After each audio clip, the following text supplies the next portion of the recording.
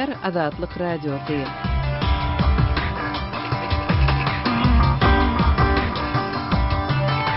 Akşamınız hayırlı bolsun hormatly radio dinleýijiler. Şuň 2016-njy ýylyň 10-njy fevraly hepdeniň anyny habarlar gündeligimizde Pragadaky studiýadan men Gözel alyp barýaryn. Şuňky programmamyzda Birleşen Ştatlaryň ortaýatyň we ýene ondan gowrak ýurdun liderleri Siriýada harby hereketleriň soňuna çykmak we insanperwer kömegini bermek barada ulalaşdylar. Es hat eine Verabredung heute gegeben, dass wir sofort starten mit einer, wie wir gesagt haben, Türkmenistanda pensiya çykan adamlaryň öz pensiýasyny alyp bilmeýänligine degişli ýagdaýlaryň ýüze çykýanlygy aýdylýar. Beýleki medeni aňmyly idaralaryny gaýry idaralarda duş edýän ýagdaý. Awganistanyň demir gadagynda elektrik liniýalary sandan çykarylyp ençeme şäher toksyz galýar. اگر رهبرای حکومت وحدت ملی توجه نکنند بر فصل زود هنگام Şuň biz bu beýleki temalarda jekmejek durup geçeriz. Programmamyzyň esasy bölügine başlamadan ozal täzelikler bilen tanyşyp bolun.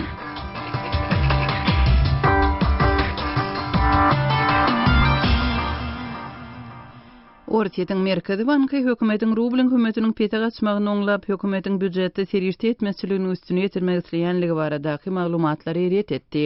Rublyň gowşamagy döwlet girdijilerini artdyrmaga kömek berýär sebäbi döwletiň newit girdijileri dollarda gelýär. Reuters agentligi Kremliň çykdyjylary azaltmak we talgytlary artdyrmak ýaly çärelere zerurlyk gowşatmak üçin milli puluň hömetini peteltmek strategiýasyna garaýandygyny habar beripdi. Emma Ortaýatyň Merkezi Bankynyň ýol başçysy Elvira Nabiulina maglumat eýret etdi we öňe sürülen pikiri akmaklyk diýip atlandyrdy. Nabiulina bankyň tersine rublyň hömetini artdyrmak boýunça çärelere seredýänligini habar berdi. Fevral aýynda rubl Amerikan dollary babatynda 80,64 derejesine ýetdi we 1 euronyň bahasy 91,49 rubl derejesinde kesgitlendi.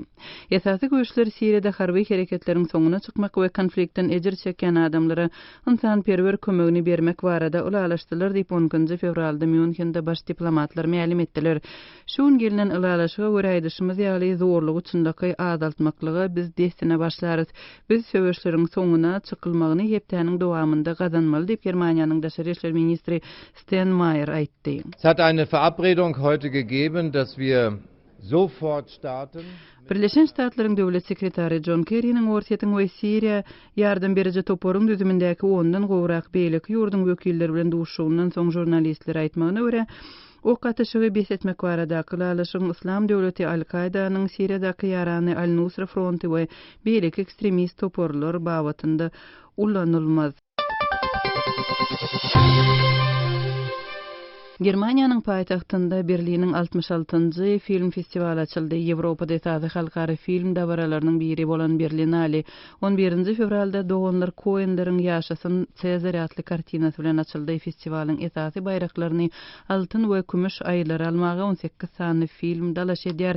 Bosniýaly rejissor Danis Tanovićiň Saraýewodaky ölüm adly kartinasy hem olaryň hatarynda. Festiwalyň müdiri Dieter Koslik 11 günläp dowam etjek. Bu sunugat çäresine gatnaşan filmleriň ençemesiniň bagtyň gözlegi we dünýäde göçme göçüşiň dürli görnüşleri baradadygyny aýtdy. Prezident Barack Obamanyň Awganistanda Islam döwleti toporuna garşy görüşde ýol başçylara has ýygytýarlyk beriljegine kepil geçilip bäri Birleşen Ştatlar bu ýurtda howa zarwalaryny ýaýbanlandyrdy diýip Birleşen Ştatlaryň harbiýlarynyň medeniýet wekili general Wilson Schaffner 11-nji fevralda aýtdy. Islam döwleti toporu Awganistanda täze güýç bolup Taliban toporuna wehim salýar. Obama bu toporun global derejede ýaýbanlanmagyna aladylanma bildirmek bilen Birleşen Ştatlaryň harbiýlaryna topora garşy görüşi güýçlendirmek üçin has keng ygtyýarlyk beriljakdygyny ýanwar aýynda aýtdy. Resmiler soňky 3 hepdeniň dowamında ýurdun gündogor böleginde 20 çemesi zarwanyň urulandygyny habar berdiler. Howa zarwalary Awganistanyň hem NATO'nyň bilelikdäki operasiýalary bilen bir wagtda amala aşyryldy. Pakistan 3 sany qadagan edilen toporun jemi 97 agzatyny Karachi portunda tutsak edenligini aýtdy. Goşunyň medeniýet wekili general-leytenant Asim Bayvanyň 10-njy fevralda aýtmagyna görä söwüşçiler geçen ýylyň dowamında tutsak edilipdir. Bayva söwüşçileriň Lashkar-e Jang Tahrik-e Taliban Pakistany we Al-Qaida toporlaryna degişli bolanlygyny aýtdy we guramaçylyk hem planlaşdyryş işlerine ýol başçylyk eden adamyň Pakistanyň howa bazalarynda Esat aeroportunda bolan ençeme hüjüme gatnaşandygyny habar berdi.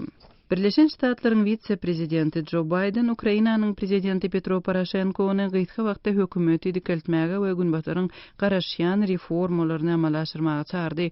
Aktamyň 11 fevralda aýtmagyna görä iki ýurdun ýol başçylarynyň arasynda telefon arkaly geçirilen gepleşiklerde giň derejede goldanýan ykdysadyýet ministri Ayvaras Abramoviçiň hökümetdäki korrupsiýany tanqid edip, öz ýepesinden çekilmegi bilen bagly syýasy krizis boýunça tez çäre görmek meselesi maslahat edilipdir. Bu gepleşiklerden bir gün öň Ukrainanyň prezidenti Petro Poroshenko Halkara Maliýe fondunyň dolandyrjy ýol başçysy bilen gepleşik geçirip ykdysady reformalary geçirmegi wada berdi.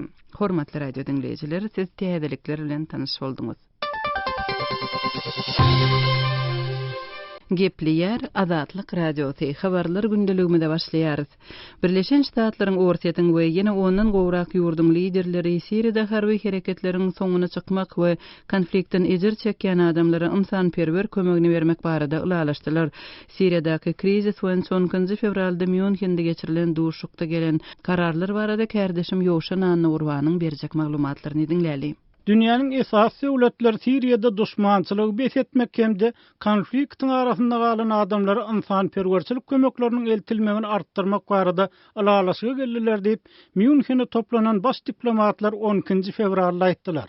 Birleşen Ştatlaryň döwlet sekretary John Kerry orsiýetli we Siriýa gollaw toporunyň beýleki onlar soýurdundan gelen diplomatlar bilen bir sagat çemesi bolan duşukdan soň jurnalistlere bir hepde içinde ýurt boýunça söwüş soňlamagy durmuşa geçirmegiň bellenlendigini habar berdi. Ol gatnaşýan taraplaryň ählisiniň resmi gepleşikler Siriýada has durnukly parahatçylygy ýola goýmagy maksat edilýän Jenewa gepleşiklerini mümkin bolýança çalyp dikeltmek barada alalaşanlyklaryny aýtdy. Kerry alalaşylan ýaraşygyň ara kesme, atşygy besetmek bolman eýsem has uzagundan parahatçylyk bolmagyny, konfliktiň soňlanmagyna çağırdy. Maksat uzagundan belli bir wagt içinde atşygy kesmegi gazanmak bilen hakyky gepleşikler arkaly durnukly parahatçylygy ornaşdyrmak diýip Kerry aýtdy. Ýönül Münchende boyun alınan borçlanmalaryň entekdiňe kagaz ýüzünde dugun, olaryň indiden soň durmuşa geçirilmeligini hem sözüne goşdy. Bu ýaraşyk İslam döwleti Al-Nusra Front toporlaryny Al-Qaidanyň Siriýadaky bölümlerini beýleki ekstremist toporlar öz içine almaz diýip olaýtdy. Britaniýanyň daşary işler sekretary Philip Hammond bu alalaşygyň diňe bir ýagdaýda orsiýetin howadarbalary bilen Siriýanyň hökümetine gollaw bermegini togtadyp bolan halatyny we olaryň Aleppo'daky oppozisiýa meskenlerine tarap ilerlemesi durdulan wagtynda böwsüz hasaplanjakdygyny aýtdy. Eger dolu we düzük halla durmuşa geçirilse, bu Siriýadaky adam öldürmelerini we jepa jeberler gowşatmak üçin möhüm ädim bolar diýip Hammond aýtdy. Emma bu diňe Siriýanyň rejimi we onuň gollawçylary öz häsiýetlerini düýpli özgörden ýagdaýyna mümkinlik ol sözüniň üstüne getirdi. Kerry we Orsiýetin daşary işler ministri Sergey Lavrov Birleşen Ştatlar bilen Orsiýetin Siriýadaky ynsanperwerçilik kömekleri babatda işleýän täze kömekçi topara şeýlede wagtlaryň ýaraşyk gurmak üçin esaslary goýýan topara bilelikde ýagny egindeş başlykly etjekdiklerini aýtdy.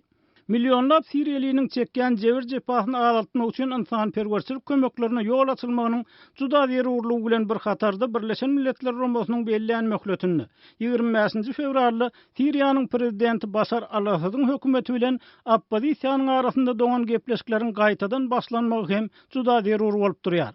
Parahatçylyk gepleşikleri 3 fevralda hakykatda olar başlanmagynyň ozal Asadyň harbalarynyň Aleppo welaýatynda Rus howadarbalarının güýçli gollaw bermegi netijesinde gazanan we şu wagtda içinde dowam etdirýän ilerlemeler netijesinde togtady. Jenewada başlanman katowtan Siriýa gepleşikleriniň çatak meseleler şol san İslam döwleti we Al-Nusra toporlarynyň başga haýsy toporlaryň terrorçy hasaplanmalygy we parahatçylyk gepleşiklerine goşulmaly henüzem çözülmän galýar. Orsiýet bilen Siriýa Aleppo'da söwüşýän toporlaryň hem terrorçylygyny aýdýar, emma olaryň käbir Türkiýe, Saudy Arabistany we Günwatar tarapyndan gollanylýar. Lavrov 2 fevralda Orset'in Asad'ı terörist toparlara karşı sögüşde Harwollu Werian Hova kampaniýasynyň dowam ettiriljekdigini, ýa-ni terörçilerin ýaraşykdan daşardadygyny aýtdy. Kärdeşim Ýowşan Ana Gurbanyň maglumatyny dinlediňiz. Azatlyk radiosyny indi dünýäniň TuneIn.com internet radio ulgamy arkaly hem göni efirde dinläp bilersiňiz. Radiomuzy TuneIn.com saýtyna girip gözlük bölümünde Azatlyk diýip ýazyp tapyp bilersiňiz. TuneIn.com ulgamynda türkmen dilinde maglumatlary berýän Ýeketäk radiony Azatlyk radiosyny dinlemäge çagyrýarys.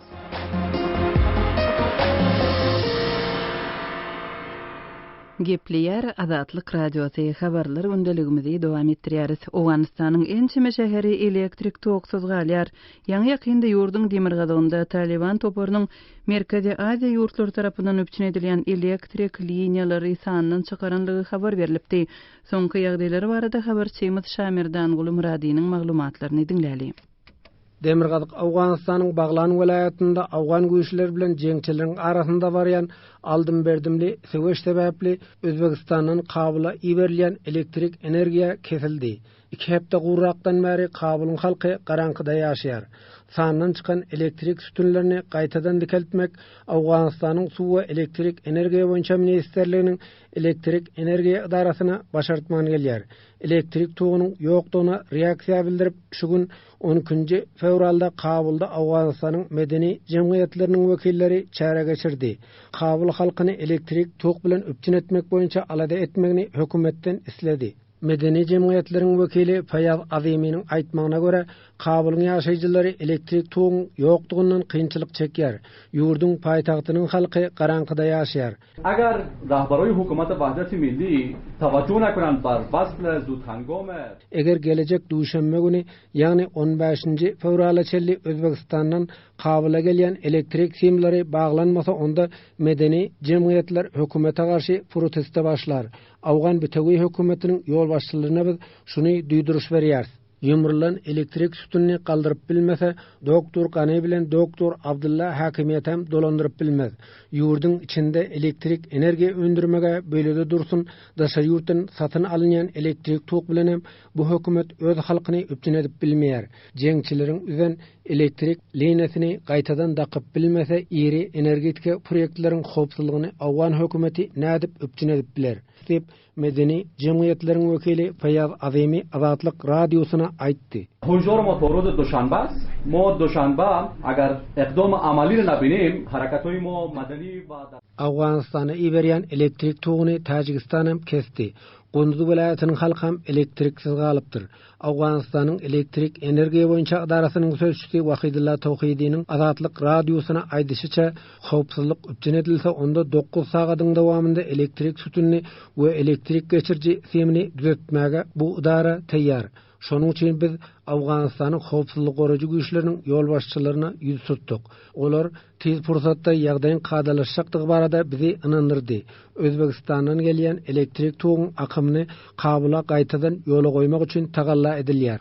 Ýöne Baglan welaýatynda henizem dartgylly ýagdaý höküm sürýär diýip Tawhidi aýtdy. ما ارتباطات خود را با نیروهای امنیتی هم گرفتیم. در کمتر از 9 ساعت ما بر کابل باشیم. Elektrik geçirjisine ziyan yetirmezlik üçün jeňçiler Awgan hökümetine şert goýupdyr. Tutsaklıkta saklanýan talep militanlarynyň erkinlige goý berilmegini sorapdyr. Hemem Baglan welaýatynyň Dendigory we Dendi Şahabedin adly sebitinde yerli ýaşaýjylary elektrik togynyň berilmegini talap edipdir. Baglan welaýatynda jeňçilere garşy harby operasiýanyň dowam edýändigini Awganystanyň gorunmak ministrliginiň sözçüsi general döwlet weziri Azatlyk radiosyna aýtdy. Elektrik geçirjisiniň meselesini çözmek üçin hem alada edilýändigini general weziri öňe sürdi. Baglan ki ameliyat rawandi barqsdun zama ma maynun tenfijar work şewe us ameliyat ma gadi barq. Awganystan goňşy ýurtlardan elektrik tok satyn alýar. Türkmenistan hem Demirgazyk Awganystanyň 3 welaýatynyň şäherlerini we ençem etrabyny elektrik tok bilen öpçün edýär. Türkmenistanyň Paryap welaýatyna gelýän elektrik liniýasyna da jeňçiler ençemegedek zefer ýetirdi. 2 gün öňem Paryap welaýatynyň paýtagty Meýmene şäherine barýan elektrik semleri kesildi. Şaýmerdan Gulumrady, Kabuldan Azatlyk radiosu. Hormatly radio dinleyijiler, häzir siziň dikkatiňize bildirişimizi hödürleýäris. Hormatly dinleyijiler, Azatlyk radiosu elektron posta orkaly iýerilýän hepdelik nesirlerini çap edip başlaýar. Hepdelik nesirlerimizin özüňize iýerilmegini isleseňiz, bize öz elektron postaňyzyň adresini ýolla. Öz adreslerinizi metduat, e-mail belgisi gmail.com adresimize, şeýle-de Moskwadaky telefon nomerimize SMS arkaly iýerip bilersiňiz. Telefon nomerimiz 7-926 236 04 55. Telefon nomerimizi gaýtalaýaryn. 7-926 236 04 55.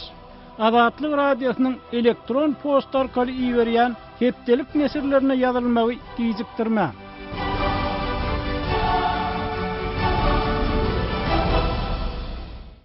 Gepleyer Azatlyk radiosu, siz habarlar gündeligimizi dinleýärsiňiz.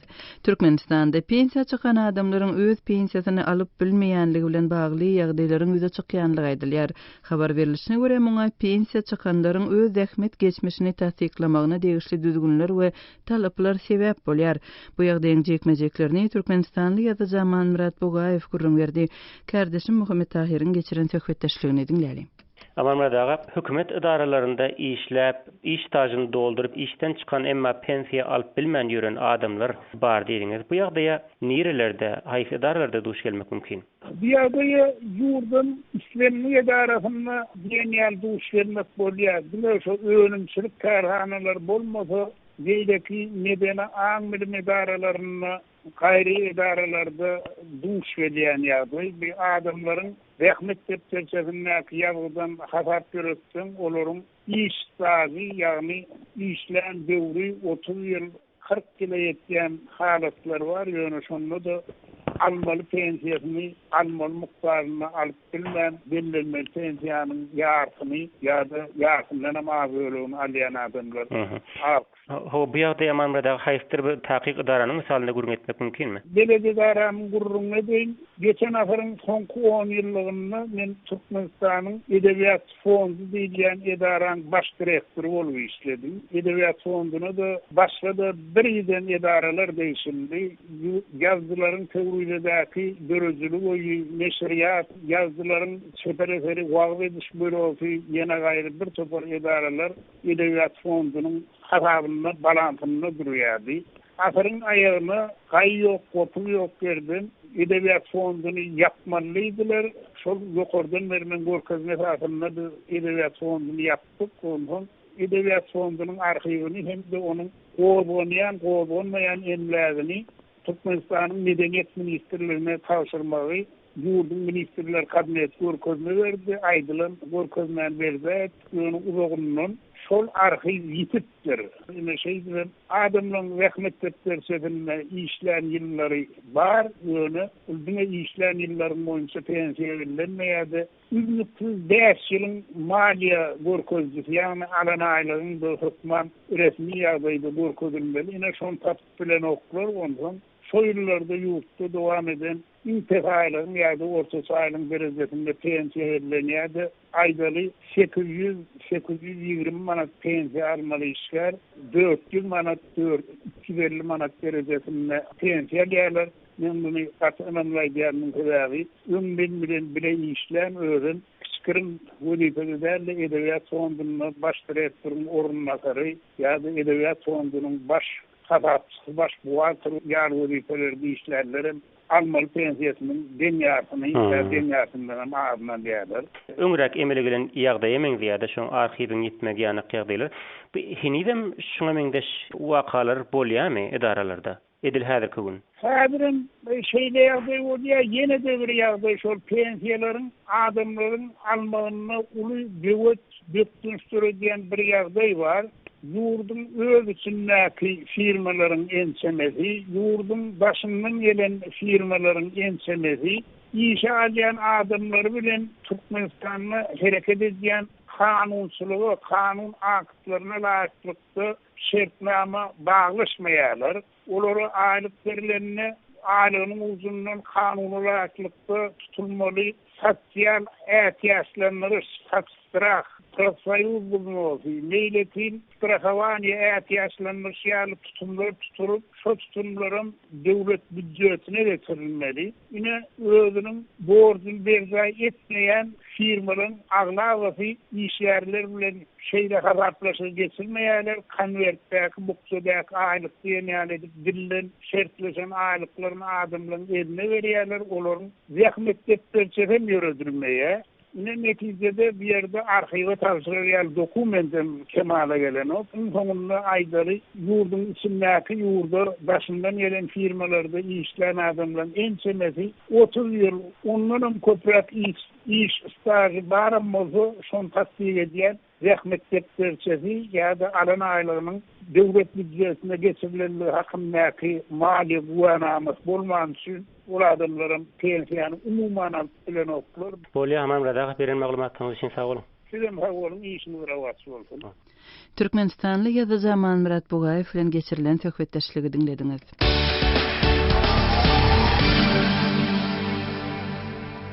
Gepleyer Adatlyk radiosyny habarlar gündeligimizi dinleýärsiňiz.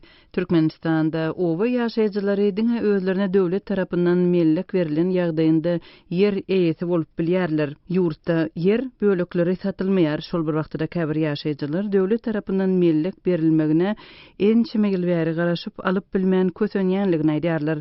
Bu ýagdaý barada habar Sema Sultana Çylowanyň Mary vilayatynyň Türkmen gala etrawynyň Türkmenistan daýhan birleşiginiň ýaşaýjysy Käbe daýda bilen geçiren söhbetdeşligini dinläli. Näşe Türkmenistanyň prezidentiniň karary bilen ýaşaýjylara mellek ýerlerini bermek barada karar kabul edildi. Köp etraplarda, obalarda ýaşaýjylara mellek ýeriniň berilýändigi aýdylýar.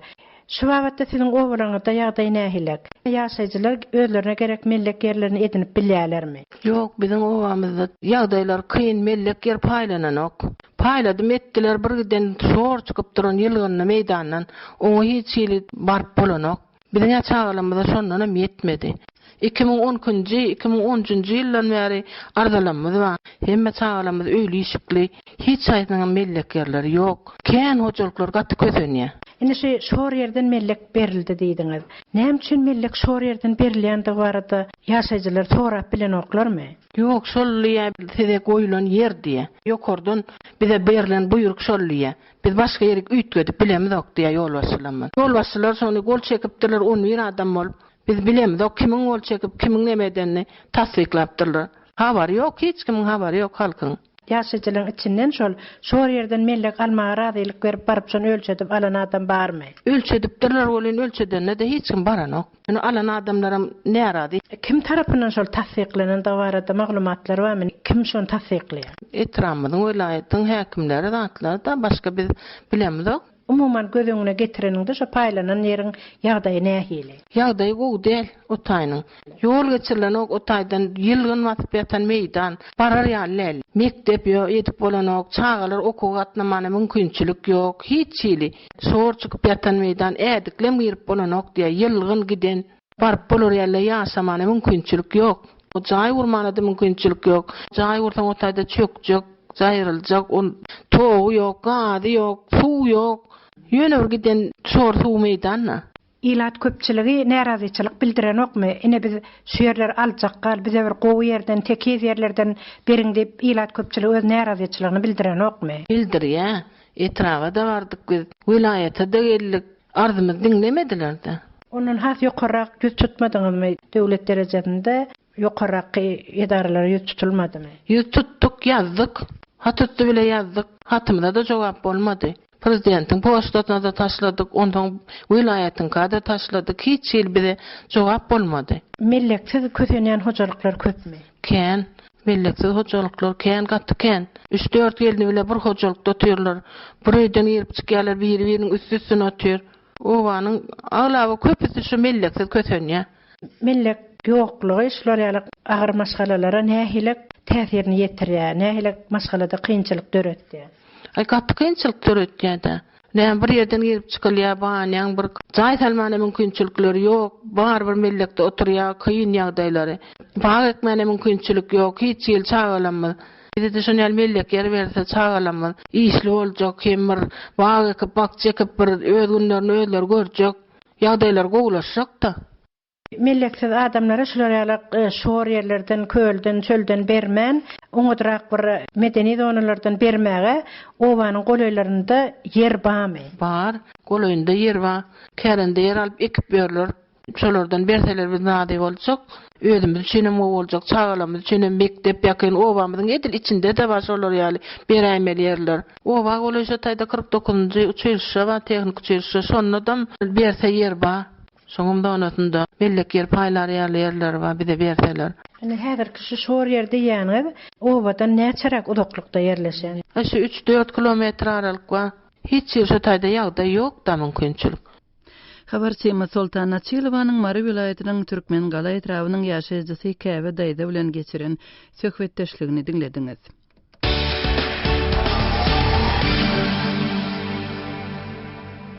Türkmenistanda işsizlik iň agyr sosial problemalaryň biri bolmagyna galýar. Türkmenistanda iş orunlaryny nädip köpeldip bolýar? Adatlyk radiosy şeýle sowal bilen şuny okuwçylardan pikir sorady. Biziň adathabar.com web saýtymyza gelen tesvirleriň mazmunyny dikkatiňize ýetirmegi makul bildik. Kärdeşim Sehranyň tesvirleri synyny dinläli. Iqtisadiyyat diýilen sistemany ýok etmeli, kapitalistik taýdan ýürüdilmeli, hususy eýçiliğe geçmeli, bolmasa iş yerleri köpelmez. Bu 5 matly okuyjymyzyň Adatlyk radiosynyň iş orunlaryny nädip köpeldip bolar diýen soraw bilen açan forumuna ýazan pikiri. Adatlyk radiosy öz okuyjylaryndan we dinleýijilerinden ýurtda işsizligiň giň ýaýranlygy we käbir edaralarda işe yerleşmek üçin para peşkeş soralýan barada redaksiýa ençeme maglumatlar gelip gowşan soň okuyjylaryna Türkmenistanda iş orunlaryny nädip köpeldip bolar diýip pikir edýärsiňiz diýen soraw bilen ýüz tutdy. 10 fevralda açylan forumda gysga wagtyň dowamında ençeme teklipler, pikirler ýazyldy. Olaryň aglabasynda ýurtda näme edilenini iş orunlaryny köpeldip boljakdy. Emma munyň üçin hökümetiň bu işi bitirmäge islegli bolmalydygy beýan edilýär. Umydatly okuyjymyz Türkmenistanda köp mukdarda paxta öndürilýändigini ýatladyp, öndürilýän şol paxtanyň ýurduň öz içinde gaýtadan işlenmelidigini aýdýar. Ine onuň bu baradaky anyk teklibi. Paxtany daşary ýurtlary 3 teňe satan zavod, fabrik kursa öz ýaşaýjylaryna da iş yerleri dörer. Haridi gymmada satar diýär. Özüni Aron diýip tanıştyran okuyjymyz bolsa iş orunlaryny köpeltmeň ýoly belli diýip, muny owadyr etraplarda hususy guruluşyk we asfalt kärhanalaryny açmak arkaly artdyryp boljakdygyny aýdýar. Ol her etrapda 10 sany hususy guruluşyk kärhana, bir sanym asfalt kärhana açsaň diňe şuloň hasabyna 1000 sany iş yerini döredip bolýar diýär. Aron öz sözüni dowam etdirip ýene şeýle diýär.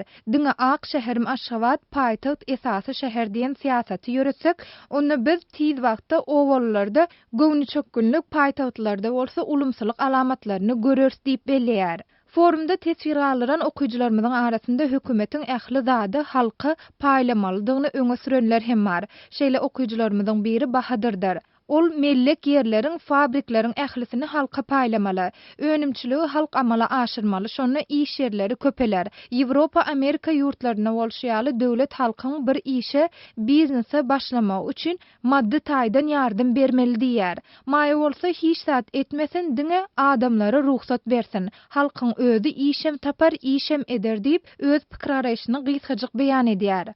Adyny galdyrman tesvirýadan okuyjylarymyzyň biri bolsa hökümet işsizligi çözeýin diýse destine çözüp bilýär diýär. Emma ol muny hökümet islemeýän bolaýmasa, munyň arkasynda her hili sebäp bolup biler. Ilaty garyp saklasam has köp diýenimi eder diýen bolmagy mümkin diýip ýazýar.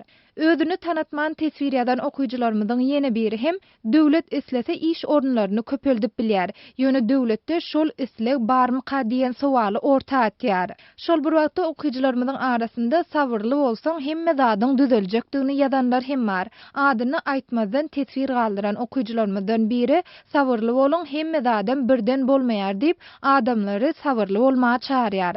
Ýergelenini bellesek bu pikirler biziň okuyjylarymyzyň öz pikirleri we olar hiç görnüşde Adatlyk radiosynyň resmi pozisiýasyny aňlatmaýar. Kärdeşim Sehranyň tesvirleri synyny dinlediňiz. Hormatly radio dinleýijileri, sizem öz pikirleriňizi paýlaşmak isleseňiz, Adatlyk radiosynyň adathabar.com web saýtyna şeýle-de Facebookda Adatlyk radiosy we Wkontakte sosial ulgamynda Adat habar sahypalarymyza tesvir ýazyň. Adathabar.com web saýtymyza Türkmenistandan derweden.net ýa-da garawum.info proxy saýtlar arkaly girip bolýar.